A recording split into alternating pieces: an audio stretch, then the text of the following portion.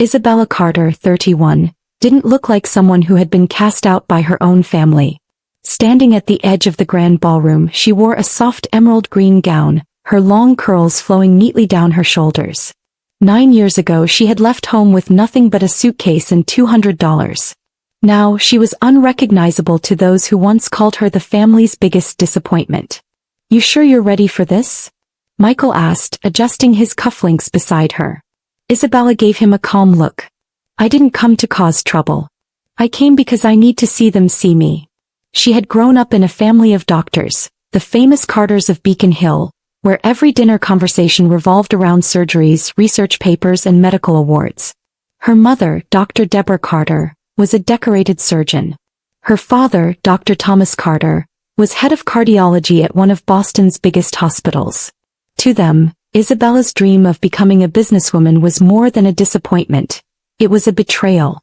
Her older sister, Bianca, followed the family plan perfectly, smart, beautiful, and a top medical student. Isabella, on the other hand, struggled through science classes and secretly loved economics. At every family event, relatives would gush about Bianca. Then they'd glance at Isabella and ask with pity, "Still figuring out what to do, dear? Where are you watching from today?" Kindly hit like, comment, and subscribe to this channel for more. At 13, Isabella had started walking neighborhood dogs to make extra money. By 15, she had turned it into a full service, even hiring her friends to help. "It's just a silly phase," her mother said one evening, shaking her head at the dinner table. "Carter women don't pick up dog poop." Her father didn't even look up from his newspaper. "You need to stop this and focus on biology. We've already spoken to a professor at Harvard." Isabella opened her mouth to explain what she had learned about customer loyalty, pricing, and time management, but her mother cut her off with a wave of her hand. "Enough, Isabella. Save your little sales talk for a lemonade stand." It wasn't just her dreams they dismissed. Her appearance was often picked apart too. While Bianca had inherited their mother's slim figure and sharp features, Isabella had rounder cheeks, curly hair, and a thicker frame. "Stand up straight," her mother would hiss before any family photo. "And do something with that hair. How will anyone take you seriously?" Isabella began to dread every holiday. Every family dinner became a spotlight on Bianca's successes and Isabella's shortcomings. Still, she studied hard, especially in subjects she enjoyed: math, economics, and business. By senior year, Isabella knew she couldn't live their dream anymore. She had secretly applied to the business school at Riverstone University, a top school for entrepreneurship. She got in with a partial scholarship. But she didn't tell her family yet. At her high school graduation, when her name was called, her mother checked her watch and her father scrolled on his phone. That night they hosted a dinner, supposedly to celebrate her. But Isabella noticed it was mostly doctors and family friends, all gathered to talk about Bianca, who had flown in from medical school. Her father stood at the head of the table and raised his glass. "To Isabella, who starts pre-med in the fall. Another Carter doctor in the making." Isabella's stomach dropped. They hadn't even asked. They had just decided. She stood slowly. "Actually," she said, trying to keep her voice steady, "I've been accepted into Riverstone Business School. I'll be studying entrepreneurship." The room went quiet. Her mother froze, her smile disappearing. "You're joking," she said sharply. Isabella reached into her purse and pulled out the acceptance letter. "It's not a joke. I've wanted this for a long time." Her father's jaw tightened. "We'll talk about this privately." But her mother had already snatched the letter from her hands. "This is unacceptable," her mother said, glaring at the paper. "We are a family of doctors. Not, what is this, business?" Isabella took a deep breath. "I want to make healthcare better. More organized. More efficient. There's more than one way to help people." Her father slammed his palm on the table. The silverware rattled. "Enough. You've embarrassed us in front of everyone." Her aunt leaned over to someone and whispered loudly, "She always was the odd one." Bianca sipped her water and smirked. "Maybe business is more your level, Izzy. You were never exactly medical material." After the guests left, the anger only got worse. "If you walk out of this house on that path," her father said, "you walk out alone. We won't pay for it and we won't support you." Her mother added coldly, "You want to be a shopkeeper, fine. But you're no longer a Carter." Isabella stared at them, heart racing. Then I guess I'm not a Carter anymore. She turned away, tears burning her eyes, but a strange feeling rising inside her too. Relief. The next morning, Isabella packed a suitcase. Bianca appeared at the door and leaned on the frame, arms crossed. You could just take it back, you know, she said. Say you'll go to med school. They'll forgive you eventually. Isabella zipped her bag and looked up. Even if I hate every minute of it? Bianca shrugged. Better than being nobody. But Isabella didn't respond. She walked out of the house and into the waiting cab. Her hands trembled as the driver pulled away from Beacon Hill. She didn't know what the future held. But she knew this much. She wasn't going to live her life on someone else's terms. The first weeks were hard. She crashed on her best friend Megan's couch. She worked 3 part-time jobs just to save up for state college. Morning shifts at a coffee shop, afternoons at a receptionist desk, weekends folding clothes at a retail store. At night she collapsed into bed, too tired to cry. You can't keep this up forever, Megan warned one night. There has to be another way. Isabella looked at the few crumpled dollars in her wallet and whispered, I just need enough to start. Then I'll show them who I really am. By fall, Isabella had scraped together just enough money to enroll at Boston State College. It wasn't Riverstone, but it was a start. She took a full load of classes and worked nearly full-time to cover rent and food. Her apartment was a tiny studio in a rough part of town, peeling paint, flickering lights and bars on the windows. She didn't complain. The 40-minute bus ride to school became her study time. You're doing the work of 3 people, Megan said one evening while watching Isabella study at the kitchen counter, eyes red from exhaustion. You need to rest. Isabella smiled faintly. I'll rest when I've made it. She didn't have a safety net. If she failed, there was no one to catch her. So she pushed herself harder. Late nights, early mornings, endless lectures and work shifts. One day after class, her business professor, Dr. Henry Wallace, stopped her. Miss Carter, can I talk to you for a second? He asked. Isabella froze. Is something wrong? He shook his head. Quite the opposite. Dr. Wallace held up her recent paper on hospital management. You don't think like the rest of the class, he said. You're connecting numbers to people. That's rare. Isabella tilted her head, unsure how to respond. I grew up around doctors. I saw how much time they spent on paperwork instead of with patients. It always frustrated me. Dr. Wallace smiled. Exactly. You're seeing the real problems. From that day he became her mentor. He encouraged her to dive deeper into healthcare operations. Don't let your background stop you. In fact, use it, he told her one afternoon in his office. Isabella nodded, inspired for the first time in years. With his help, she focused her projects on building systems to reduce administrative burdens in hospitals. She was still poor, living on instant noodles and secondhand textbooks, but now she had purpose. You're going to do something important, Dr. Wallace said. I can feel it. Isabella didn't answer, but inside a small voice whispered, maybe he's right. In her junior year, Isabella had a breakthrough. Sitting at her cramped desk one night, surrounded by textbooks and coffee cups, she sketched out the idea for a software platform that could handle hospital admin tasks more efficiently. What if we could save doctors an hour a day? She asked Megan excitedly. Think how much more time they'd have for actual patients. Megan stared at her wide-eyed. That's kind of brilliant. Isabella named the concept CareLink. With no money to build it yet, she created mock-ups, process charts, and user flows on her laptop. She showed them to Dr. Wallace. You've got something here, he said, flipping through her notes. It's not just an idea, it's a solution. He helped her apply for a small business grant and connected her with a pair of tech students who were looking for a real-world project. Isabella pitched them the concept with passion and offered them equity instead of cash. We're building something big, she said. You in? They exchanged glances, then nodded. Let's do it. The first version of CareLink was clunky, but it worked. They tested it with a small local clinic where Dr. Wallace had a connection. If this saves us time, I'm sold, the clinic manager said skeptically. 6 weeks later, the clinic reported a 30% drop in billing errors and less burnout among nurses. Isabella's phone rang late one evening. Your system works, the manager said, surprised. I want to introduce you to someone. Word started spreading, slowly at first. Other small clinics reached out asking to try the platform. Isabella kept her day jobs to survive but spent every night improving the software. One day Megan walked in and found her asleep at her desk, a half-eaten sandwich in hand. "Izzy," she whispered, covering her with a blanket. "You're burning yourself out."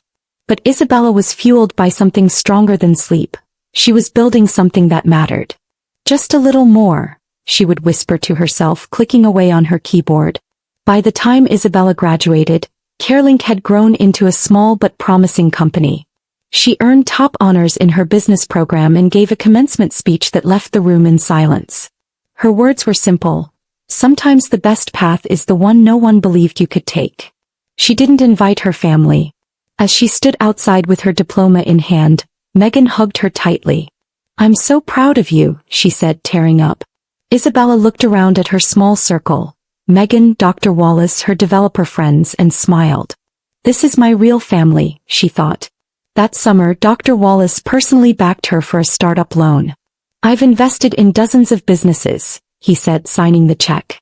"None had a founder as determined as you." Isabella moved into a shared co-working space and made a corner of it her office. She still drove the same old car. She still skipped meals to save cash. But now she was officially the CEO of CareLink. And she was just getting started. Running a startup wasn't glamorous. Isabella spent her days pitching clinics and her nights fixing bugs in the system. Most hospitals turned her down. "Too risky," one administrator said. "We already use a major provider." Another told her flatly, "You're too small. We need established partners." Each rejection stung, but she didn't stop. "One yes is all I need," she told Megan. "Just one." Finally that yes came. A mid-sized hospital in Vermont was facing budget cuts and agreed to pilot CareLink. Isabella personally trained their staff, slept in a cheap motel nearby, and spent 2 weeks gathering feedback. 3 months later the results came in. Significant time savings and fewer billing mistakes. The hospital's administrator called her stunned. "You did what 3 larger systems failed to do." "How?" Isabella smiled through tears. "Because I actually listened." The Vermont pilot changed everything. Isabella used the success data to apply for a healthcare innovation grant. To her surprise, she was awarded $100,000. "We can finally hire full-time developers," she said to her small team. They moved out of the shared workspace and into a modest office with mismatched furniture but unlimited coffee.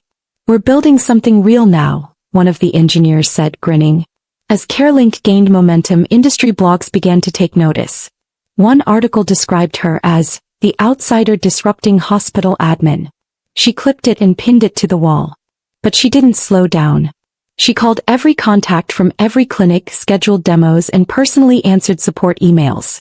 At night she journaled everything. "Not to prove them wrong," she wrote, "but to prove myself right." The next breakthrough came when a Boston-based hospital system reached out.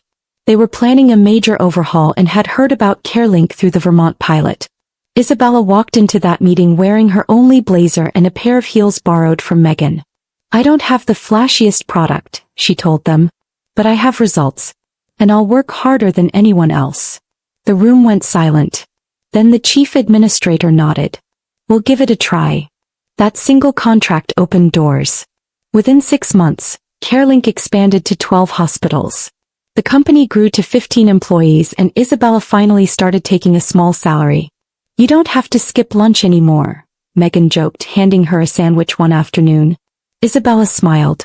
"I think I forgot what hunger isn't." With success came visibility. Isabella was invited to speak at a healthcare innovation summit in New York. Nervous but determined, she stood before a room full of executives and told her story. Not the polished version, but the real one. "I was disowned for not following my family's path," she said. "Now I help doctors spend less time on paperwork and more time saving lives." The audience gave her a standing ovation. Afterward, a man in a sharp gray suit approached her. "I'm from Westbridge Capital," he said. "Let's talk investment." The next few weeks were a blur of meetings and negotiations. CareLink secured $2 million in venture capital. Isabella celebrated by buying new desks for the team and getting her first proper haircut in years. "You look like a CEO now," Megan said. "I am a CEO," Isabella replied with a grin. CareLink's headquarters moved into a sunlit office overlooking the city. The team expanded, bringing on customer support staff, UI designers and data analysts. But Isabella never stopped showing up early and staying late. She walked through the office every morning, greeting each employee by name. People matter more than profits, she reminded her managers. One day while reviewing client reports she paused. One of the new hospitals on their list was Massachusetts General, her father's hospital. She sat quietly staring at the name. "What is it?" her head of operations asked. Isabella shook her head. "Nothing. Just a full circle moment." They had implemented CareLink in over 80 hospitals by now, and this one was just another name on a list. Or at least that's what she told herself. Months passed and CareLink's growth exploded. Industry journals wrote about Isabella as a rising star in healthcare tech. She was featured in Forbes Under 30 and invited to give keynote speeches. But despite her achievements, something still lingered: unfinished business. One afternoon while waiting at a salon, Isabella glanced through a society magazine and froze. A full-page spread announced, Dr. Bianca Carter to marry Dr. Julian West at the Rosewood Hotel. The wedding was just weeks away. "Bianca," Isabella whispered, staring at her sister's face in the photo. "After all these years." That night, over dinner, she showed the article to Michael, her boyfriend. "Should I go?" she asked. Michael looked at her gently. "Do you want revenge or closure?" Isabella sighed. Closure. She didn't ask for an invitation. She didn't need one. On the day of the wedding, Isabella stood outside the Rosewood Hotel, wearing a sleek navy dress that hugged her figure gracefully. Her hair was pulled back into soft waves, and her heels clicked with quiet confidence as she entered the lobby. Guests swirled around in silk gowns and tuxedos. She spotted her parents across the room, her mother surrounded by admirers, her father deep in conversation. They hadn't seen her yet. The moment came when her great-aunt turned, squinted and gasped. "Isabella," she said loudly. Heads turned. Her mother's face drained of color. "What is she doing here?" Dr. Deborah Carter hissed, marching toward her. "Get out," her mother snapped, grabbing her arm. Isabella didn't flinch. "Hello, Mother. It's been a while." Her mother's eyes scanned her appearance, clearly thrown off by how composed and elegant Isabella looked. "This is not the place for you," she said. Isabella gently pulled her arm free. "Funny. I thought it was a family event." Just then Bianca appeared, eyes narrowing. "You're not invited," she said, voice sharp. "You don't belong here." "I'm not here to cause a scene," Isabella said softly. "I just wanted to say congratulations." A security guard approached. "Is there a problem?" Before anyone could answer, a new voice cut through. "Wait, who is this?" Dr. Julian West, Bianca's fiancé, stepped forward, confusion on his face. "That's Isabella Carter," he said slowly, looking to his bride. "Your sister." Bianca looked uncomfortable. "We're not in contact," she muttered. Julian turned back to Isabella. "I know your name. You're the founder of CareLink, aren't you?" The crowd around them hushed. "Yes," Isabella replied. "That's me." Julian blinked. "You created the software that saved our hospital system. I've been trying to meet you for months." Isabella gave a small smile. "Well, here I am." Guests began whispering. Phones came out. Her father pushed through. "This is inappropriate," he barked. But Julian stepped in. "Sir, this woman revolutionized your hospital's systems. Without her, we'd still be drowning in paperwork." The room fell quiet as Julian continued. "Why is she being treated like an outsider?" Her mother opened her mouth to answer, but Isabella raised a hand. "It's all right," she said calmly. "Let me." She turned to the guests. 9 years ago, I was disowned for choosing business over medicine. They said I was throwing away my future. She looked at her parents. "You told me I wasn't worthy of the Carter name." Her voice remained steady. "So I made a new one." The whispers turned into stunned silence. Her mother looked around nervously, realizing the attention. "Perhaps we could talk in private," she said, suddenly sweet. "Of course," Isabella replied. "But first, there's something I need to say." She pulled a folded letter from her purse. "I wrote this years ago during therapy," she said. "I never sent it. But I think now's the right time." She unfolded the page. "Dear family, when you turned me away, you didn't just cut off support. You made it clear I only mattered if I followed your dreams, not mine. Her voice cracked, but she continued. For years I believed I was unworthy. Not pretty enough. Not smart enough. But I've learned that my worth isn't tied to your approval. She folded the letter. I'm not angry anymore. I just needed you to hear that. Bianca's eyes shimmered with unshed tears. I didn't know, she whispered. I was jealous. You had courage I didn't. Her voice broke. I've spent my life trying to be perfect. But I was just scared. Isabella blinked. She hadn't expected an apology. It wasn't easy for either of us, she said softly. Their mother stepped forward. Isabella, she said gently. We were wrong. Maybe it's time you come back. Isabella looked at her, really looked. I'm not coming back. I've built a life I'm proud of. One where I don't have to beg to be accepted. Her father cleared his throat.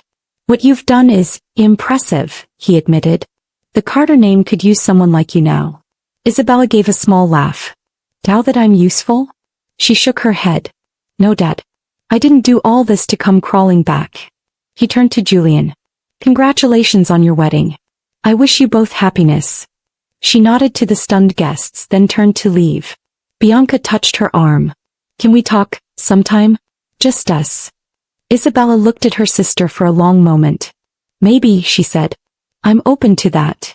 As Isabella stepped outside into the cool night air, Michael was waiting near the valet. How did it go? He asked, opening the door for her. She paused. Not a movie ending. But the right one. They drove off, leaving the hotel and her past behind.